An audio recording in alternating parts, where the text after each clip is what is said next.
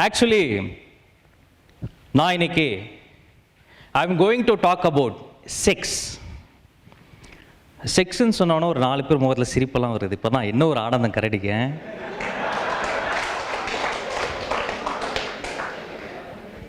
Sir வேறு டென்ஷனாக வர்றாரு. இந்த ஆளை வேறு கூட்டின்னு வந்து பீர்க்கங்காய் துவையெல்லாம் போட்டால் செக்ஸுன்றான். செக்ஸை பற்றி பேசும்போது ஃபஸ்ட்டு நம்ம ஜெண்டர் பற்றி பேசணும். நாம் எல்லோருமே வாழ்க்கையில் கடந்து வந்த ஒரு முக்கியமான வார்த்தை ஜெண்டர். ஸ்கூலில் சேர்ற அட்மிஷன் ஃபார்ம்ல இருந்து, எக்ஸாமுக்கு சேர்ற ஹால் டிக்கெட்ல இருந்து, ஆஃபீஸில் வாங்குற அப்ரைசல் ஃபார்ம் வரை நாம் கடந்து வந்த ஒரு வார்த்தை ஜெண்டர். மேல், ஃபீமேல். நீங்க மேலா, நீங்க ஃபீமேலா, நீ ஆம்பளையா, நீ பொம்பளையா.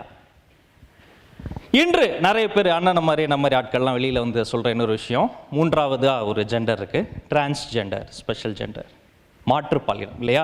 ஸோ உலகத்தில் மொத்தம் 3 ஜெண்டர், ஆண், பெண், டிரான்ஸ்ஜெண்டர். இது தவறு. இந்த உலகத்தில் மொத்தம் 58க்கும் மேற்பட்ட ஜெண்டர்ஸ் இருக்கிறாங்க. அங்கீகரிக்கப்பட்ட ஜெண்டர்ஸ் மட்டும் 58க்கு மேல். ஆண், பெண், திருநங்கை எல்லாருக்கும் தெரியும், திரு நம்பி, பால் நடுனர், பால் முழுனர், பால் இருனர், பால் திரினர், பால் இலி, மறு மாறிலிகள், தோற்ற பாலினத்தவர், இருமை நகர்வு, நம்பி விரும்பினர், நங்கை விரும்பினர், பால் முற்று மாற்று, இப்படி எக்கச்சக்க பால். நமக்கு அறத்துப்பால், பொருட்பால், ஆவின் பால், அவ்வளோதான் தெரியும். எந்த அவேர்னஸுமே கிடையாது. இப்படி மாற்று பாலினம், பால் புதுமையினர், இவர்களை பால் புதுமையினர்னு தமிழ் அழகா சொல்லுவோம்.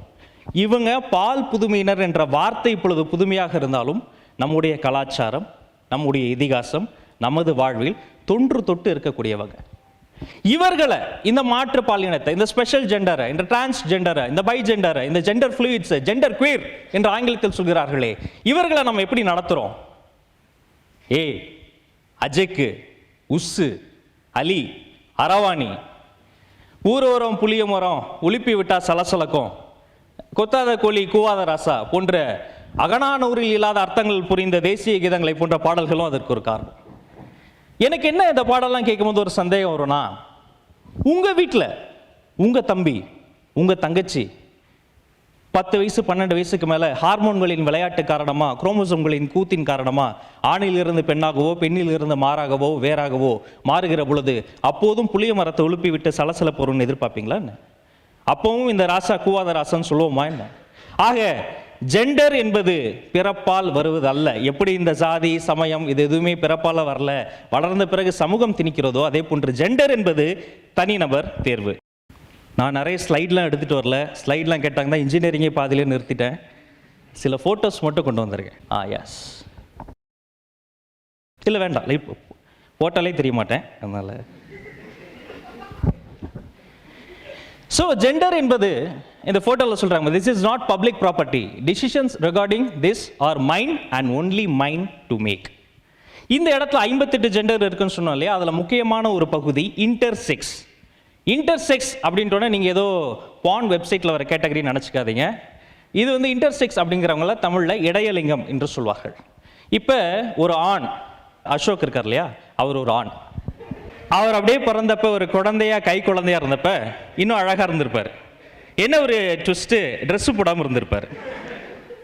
அப்போ அவரை பார்த்த உடனே அவர் வந்து இந்த ஹைட்டு, இந்த வெயிட், நார்மல் அல்லது சி செக்ஷன் பேபி, இவருக்கு இந்த ஜெனிட்டல்ஸ், பிறப்பின் போது இருக்கக்கூடிய அல்லது பிறப்புக்கு இனப்பெருக்கத்திற்கு காரணமாக இருக்கக்கூடிய இந்த உறுப்புகள் இருப்பதால் இவர் ஆண் குழந்தை என்று அடையாளம் காண்றாங்க.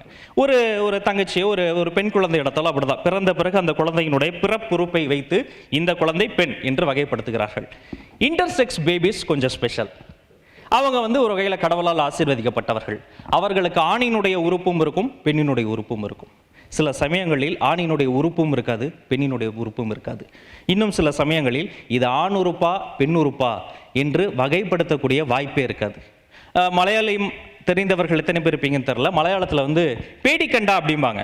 பேடிக்கண்டா தான் பயப்படாதீங்க அப்படின்னு அர்த்தம். தமிழில் அப்படி பிறக்கிற குழந்தைகளை பார்த்தோன்னு ஒரு பயம் வரும் இல்லையா?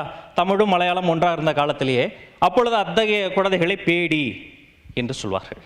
அப்படி பிறந்த குழந்தைகள் மாபெரும் தளபதிகளாக இருந்திருக்கிறாங்க, இதிகாசங்களில் கடவுள்களாக இருந்திருக்கிறாங்க. மகாபாரத போரில் அரவானுக்கு கிருஷ்ணரே ஒரு ஒரு பெண்ணா மாதிரி அவர் கூட வந்து வாழ்ந்திருக்கிறாரு. இப்படிப்பட்ட குழந்தைகள் தொன்று தொட்டு நமது உலகத்தில் வாழ்ந்திருக்கிறாங்க. ஆனால் இப்போது இந்த இன்டர்செக்ஸ் குழந்தைகளை கொன்றொழித்துக் கொண்டிருக்கிறார்கள்.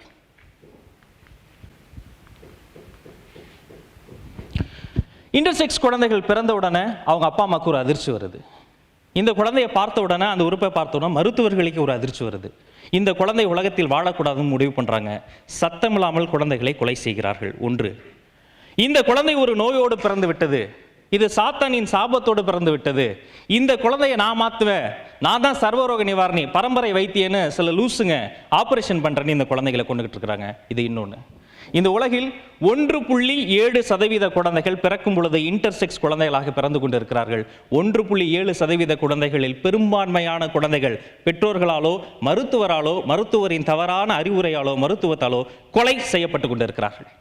மனித உரிமை மாநாடு ஆரம்பிக்கிறது. உலகெங்கும் வாழக்கூடிய மனிதர்களின் உரிமைகளுக்காக போராடக்கூடிய மனித உரிமை ஆர்வலர்கள் அங்கு கூடியிருக்கிறார்கள். போரை குறித்து பேசுவார்களோ, போரினால் பாதிக்கப்பட்ட மக்களை குறித்து பேசுவார்களோ, அல்லது ரேஸ் என்று சொல்லப்படுகிற நிற வெறியால் அடிபவர்களை குறித்து பேசுவார்களோ என்று உலகம் எத்தனித்து காத்திருந்தது.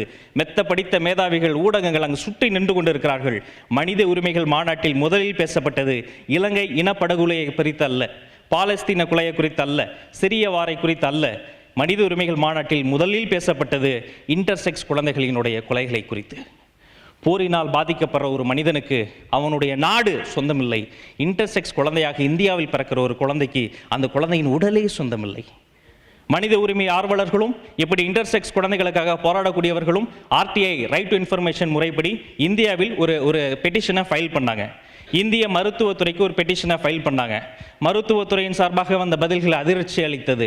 இப்படி இன்டர்செக்ஸ் குழந்தைகளுக்கு அவர்களுடைய பாலியல் மாற்று அறுவை சிகிச்சை நாங்கள் அந்த குழந்தையின் சம்மதத்தோடு தான் பண்ணுறோம் அப்படின்னு ஒரு சூப்பரான பதிலை வழக்கம் போல சொல்லியிருக்கிறாங்க. எப்படி பிறந்து 2 மணி நேரம் ஆன குழந்தை வந்து நான் இனி ஆனால் மாற்றிருங்க அவங்க இதுக்கு அப்போலவே பரவாயில்ல நான் நினைக்கிறேன். இதிகாசங்களில் ஏற்கனவே குறிப்பிட்டதை போல அரவானை பலி தருவதாக முடிவு செய்கிறார்கள். அரவானை கூப்பிட்டு உன்னை பலி தந்து தான் மகாபாரதத்தை தொடங்க போறேன்ட்டோன்னா அரவான் சொல்றார், நான் இதுவரை தாம்பத்திய வாழ்வில் ஈடுபட்டதே கிடையாது என்று சொன்னவுடன் அவருக்கு பொண்ணு கேட்டு போறாங்க. இந்த நாட்டில் இன்னொரு பெரிய சிக்கல், ஒன்று பொண்ணே கிடைக்காது, அப்படியே கிடைச்சாலும் இன்ஜினியர்களுக்கு கிடைக்கவே கிடைக்காது. அரவனுக்கு எப்படி தருவாங்க? அவர் அடுத்த நாள் சாவ போறாரு, அவருக்கு பொண்ணே கிடைக்கல. என்னடா இது அரவனுக்கு வந்த சோதனை அப்படின்ட்டு கிருஷ்ண பரமாத்மா பெண்ணுருவம் எடுத்து அரவானை திருமணம் செய்து கொள்கிறார். இது ஒரு கதையாக இருக்கிறது. ஒரு கடவுள் தனது பாலை மாற்றிக்கொள்கிறார்.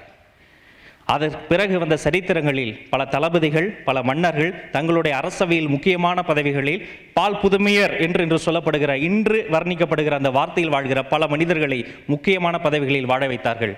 கடவுள் இருந்த காலத்தில் வாழ்ந்த அந்த உறவுகள், மன்னர்கள் காலத்தில் வாழ்ந்த அந்த உறவுகள், இப்போது மனிதர்கள், அற்ப மனிதர்கள் நாம் வாடுகிற பொழுது வாட முடியாமல் செத்து கொண்டிருக்கிறார்கள். இவர் என்னுடைய நண்பர், இவர் பேர் கோபி சங்கர். கோபி சங்கர் ரொம்ப இன்ட்ரெஸ்டிங் கேரக்டர். பயங்கரமாக எல்லாத்துலேயும் போராடுவார், இறங்கி செய்வார். இந்தியாவிலேயே மிகவும் சின்ன வயசில் MLA எலெக்ஷனில் நின்றுதவர் தான். ஒரு 1.5 லட்சம் ஓட்டு வித்தியாசத்தில் ஜெயிக்கல, பரிதாபமாக தோத்துட்டார். இவரை மீட் பண்ணி ஒரு நாள் பேசிக்கிட்டு இருந்தப்ப அவர் ஒரு நாள் சொன்னார், பிரதர் நான் பிறந்தப்ப பொண்ணா பிறந்தேன் அப்படின்னாரு. எனக்கு அதிர்ச்சி, என்னடா வேன் டகால்ட்டி கர்லிங் பண்ணிட்டேன் கதை விட்றானோ அப்படின்னு யோசிச்சுக்கிட்டு இருந்தேன். அப்புறம் தான் அவர் சொன்னார், இல்லை I was born as a girl baby, நான் ஒரு இன்டர்செக்ஸ் குழந்தை அப்படின்னாரு. அந்த 1.7% இன்டர்செக்ஸ் குழந்தைகள் பிறந்து துடிக்க கொள்றாங்க பாருங்க. அந்த கொடூரமான சாவில் இருந்து தப்பித்து கொண்ட ஒரு குழந்தை, வளரும் பொழுது பெண் குழந்தை என்று நம்பப்பட்ட ஒரு குழந்தை, பெண்களுக்கான பாடசாலையில் படித்த ஒரு குழந்தை, பெண்களுக்கான உடை அணிந்து பெண்களுக்கான சர்வ விஷயங்களையும் செய்து கடந்து வந்த குழந்தை 10 வயதுகளில் தான் ஒரு ஆண் என்பதை உணர்ந்து இன்று ஒரு முழு ஆணாக உருமாறி நிற்கிறது. இது மெடிக்கல் துறையின் விந்தை மட்டுமல்ல, இத்தகைய மனிதர்களினுடைய சாதனை, இவர்களுடைய விடாமுயற்சி.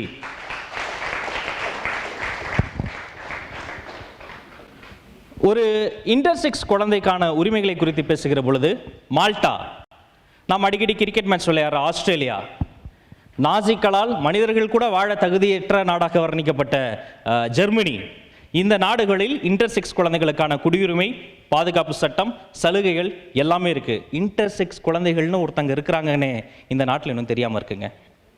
பாலியல் மசோதா என்று ஒன்று நாடாளுமன்றத்தில் தாக்கல் செய்யப்படுது. டிரான்ஸ்ஜெண்டருக்கும் இன்டர்செக்ஸுக்கும் வித்தியாசம் தெரியாத அரசியல்வாதிகள் வாழக்கூடிய இந்த நாட்டில் அந்த பாலியல் மசோதாவில் இன்டர்செக்ஸ் குழந்தைகளை குறித்து ஒரு வார்த்தை கூட எழுதப்படவில்லை. அப்போ இந்த இன்டர்செக்ஸ் குழந்தைகளுக்கு நம்ம என்ன தரணும், என்ன செய்யலாம், ஏன் நம்ம உதவணும்? அப்போ ஒரு நாள் எனக்கு ஒரு சந்தேகம், கடவுள் எங்கே இருப்பார், கடவுளை எப்படி ரீச் பண்ணலாம், ஐயோ பாவம் அவர்கிட்ட ஜியோ சிம் இல்லையே, அவர் எப்படி ரீச் பண்ணுறதுன்னு நான் யோசிச்சுட்டு இருந்தேன். இப்போ இதே மாதிரி ஒரு டவுட்டு ஒரு பண்ணையாருக்கு வருதுங்க, கடவுள் இருக்காரா, அவர் ரீச் பண்ணிடலாமா, அவர் வேற விவசாயி. சரி, நான் ஒரு ஒரு வேண்டுதல் வைக்கிறார், ஒரு டீல். வாழை தொப்பு போட்டிருக்கேன், வாழை மரம் நல்லா வாழைப்பழம் அதில் காய்ச்சதுன்னா ஒரு தார் வாழைத்தாரை வெட்டி கொண்டு வந்து கோயிலுக்கு கொடுத்துறேன் கடவுளே, டீல் அப்படின்னார். அவர் உழைச்சாரோ கடவுள் ஆசீர்வதித்தாரோ அந்த மண் மலடாகாது, நன்கு கனிந்து வளர்ந்தது, வாழை மரம் வளர்ந்தது, வாழை குலை தள்ளியது, அந்த ஊரிலேயே வாழைப்பழ வாசனை வர அளவுக்கு வாழைப்பழமாக விளைஞ்சிருச்சு. பண்ணையாருக்கு சந்தோஷம் தாங்கலை. நேராக போய் ஒரு தார் வாழைத்தாரை வெட்டி ஒரு வேலைக்காரரை கூப்பிட்டு, தம்பி இதை தட்டில் வச்சு நேராக போ கோயிலில் சாமிகிட்ட கொடுத்துரு அப்படின்றார். அவரும் போய் கொடுத்தாரு. பண்ணையாரை நீங்கள் நைட்டு தூங்கும்போது கனவுல வந்து ட்ரீம் சீக்வன்ஸு, அவர் அப்படியே ஃபுல்லாக தூங்கிட்டு இருக்கும்போது சுவாமி வர்றாரு, ஃபுல்லாக சிஜிலாம் பண்ணி அப்படியே ஸ்டாப் பிளாக்கில் வந்து சுவாமி வந்துட்டாரு. இவர் அப்படியே முருகும்போது சாமி அவசரத்தில் வேறு இருந்தார். மகனே, நிறைய பேர் கனவுல போனோம், டிரான்ஸ்போர்ட் வர கம்மியாக இருக்குது, அதனால் நான் டக்குன்னு சொல்லிடுறேன், நீ கொடுத்த அம்சம் ஒரு பழம் எனக்கு கிடச்சிருச்சு, தேங்க்யூன்னு போயிட்டார். அவ்வளோதான். பண்ணையார் காலையில் இருந்துச்சு ஷாக்கு. கொய்யால நான் ஒரு வாழைத்தாறு கொடுத்தேன், ஒரு பழம் தான் வருதுனாரு. சாமி போய் சொல்லியிருக்குமோ, சாமி மேலேயே டவுட்டு இருக்காது. சரி, வேலைக்காரன் ஏதாவது வேலை காட்டியிருப்பான், அவனை கூப்பிட்டாருங்க, வாடா. அவன் கூப்பிட்டு செம்ம அடி, லெஃப்ட்டு ரைட்டுன்னு அடி, கண்ணாபுடான்னு அடி அடித்து கட்டி போட்டோன்னா அடி தாங்க முடியாமல் நம்ம வேலைக்காரர் வந்து உண்மையை சொன்னான். ஐயா, நான் உண்மையை சொல்லிடுறேன், நீங்கள் ஒரு வாழைத்தார் கொடுத்தீங்க, அதை நான் வந்து குடுகுடுன்னு கோயிலுக்கு கொண்டு போனேன். அதை கொண்டு போய் சாமிக்கிட்ட கொடுக்க போகிற வழியில் கோயில் வாசலில் ஓரமாக ஒரு சின்ன குழந்தை பசியில் அழுதுகிட்டு இருந்தது, அது ஒரே ஒரு பழத்தை பிச்சு கொடுத்துட்டு மீதி எல்லாம் சாமிகிட்ட கொடுத்துட்டேன்னு சொன்ன பிறகு தான் பண்ணையாருக்கு புரிந்ததாம், நீங்கள் கோடி கோடியாய் கொட்டி கொடுக்குற செல்வெல்லாம் கடவுளுக்கு போல சக மனிதன், ஒரு சக மனிதன், சக உயிரினம் பசியாலோ வறுமையாலோ நோயாலோ ஒரு இச்சையாலோ ஒரு சைக்கலாஜிக்கல் ப்ராப்ளத்தாலோ கஷ்டப்படுகிற பொழுது அந்த மனிதனை நோக்கி நீங்கள் கொடுக்குற ஒரு சின்ன குரல், ஒரு சின்ன கையசைவு, ஒரு சின்ன அன்பு அரவணைப்பு, அது நீங்கள் நம்புகிற கடவுளின் பக்கத்தில் அருகாமையில் சென்று சேர்கிறது.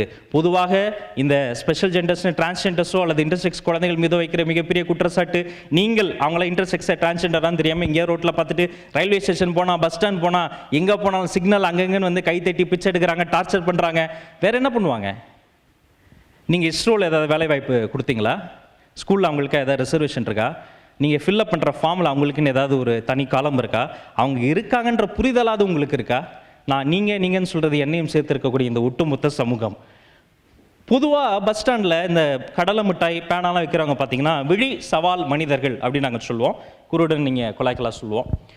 அவங்களில் வந்து ஒரு தம்பிக்கிட்ட பேசினப்ப எதேச்சும் ஒரு நாள் பேசிருக்கும்போது அவர் சொல்கிறாரு, இது மாதிரி அவர் எம்ஏ முடிச்சிருந்தாராம். அடப்பாவி, எம்ஏ முடிச்சுட்டேன்டா கடலை மிட்டாய் வைக்கிற அப்படின்னா, முடிச்சு என்ன பண்ண சொல்கிறீங்க, எங்களுக்கு வேலை வாய்ப்பு இல்லை அப்படின்னார். அப்போ இதை குறித்து ஆராய்ச்சி பண்ணுறப்போ ஒரு தன்னார்வ தொண்டு நிறுவனம் 2 வருஷமாக என்ன பண்ணிட்டு இருக்கிறாங்க, இப்படி மாற்றுத்திறனாளிகளுக்காக ஒரு வேலை வாய்ப்பு முகாமை நடத்திக்கிட்டு இருந்தாங்க.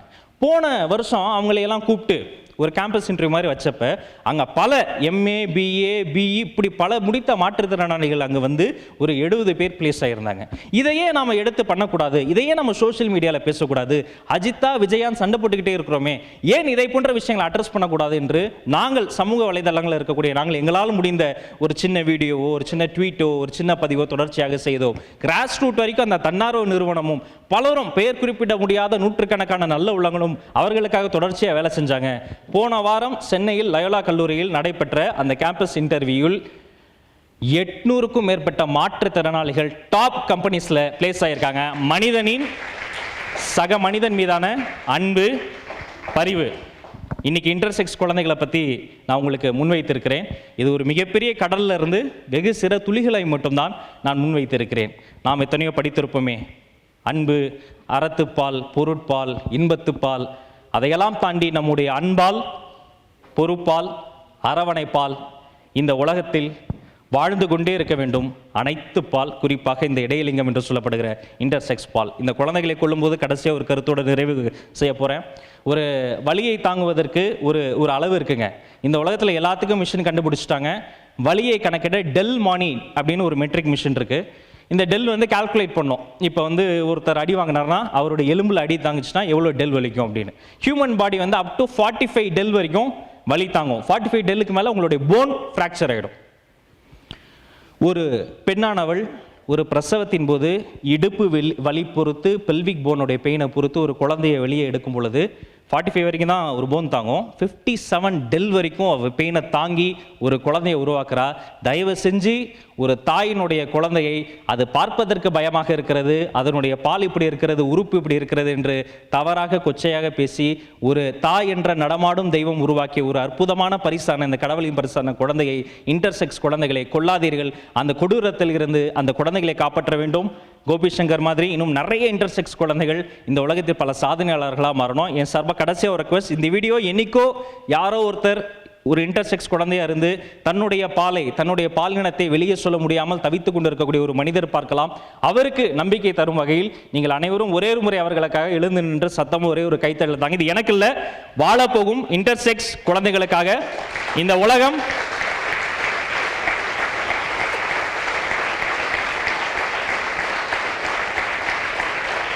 உங்களுடைய நன்றி.